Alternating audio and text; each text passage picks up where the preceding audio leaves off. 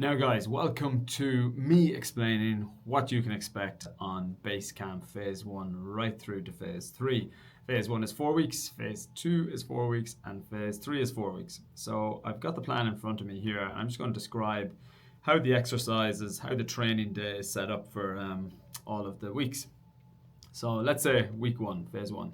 You're going to have, if you're familiar with foundations, it's going to be very similar. So you're going to have a superset, which is one exercise followed by the other. And like foundations, we always use ab exercises for that.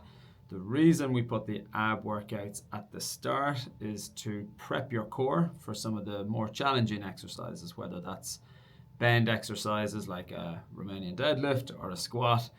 The reason the abs are in there is to teach you how to recruit the core and apply that feeling of recruiting the core when you're doing these compound exercises.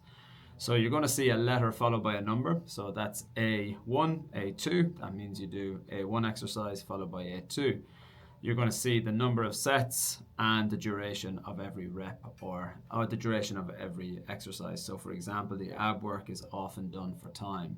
So we might ask you to hold a side plank for up to 60 seconds. So that's across all 3 days. Then let's say day 1, I'm looking at it here, you've got an upper body overhead press, dumbbell press, and then you've got a staggered stance dumbbell Romanian. So what's really good about this, as well as foundations, is you're just using dumbbells or kettlebells. So you don't need to be, finding your way around the gym, asking someone, if you're sharing equipment with them. That's one reason. The other reason is we want to teach you, another skill of strength training, which is muscular coordination, intermuscular or neuromuscular coordination.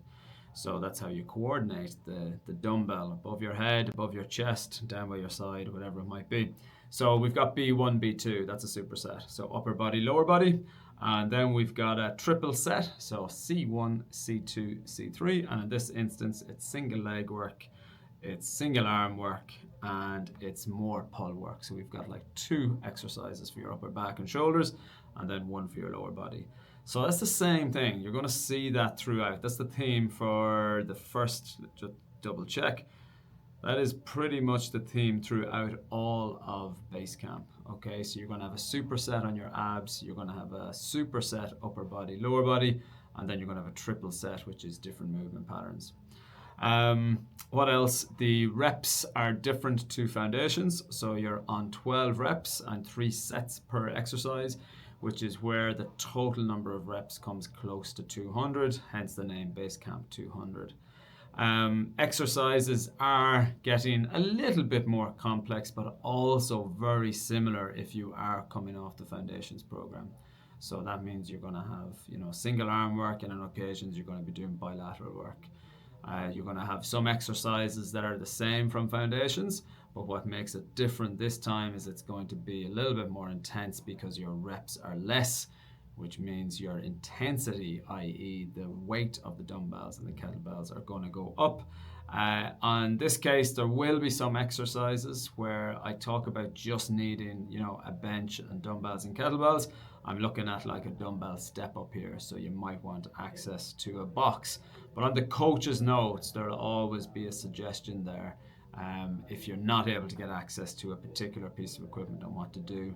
So like a dumbbell step up, a single leg, then we'd recommend you do a different version. Okay, so that's pretty much Basecamp explained. That's 12 weeks of exercises there.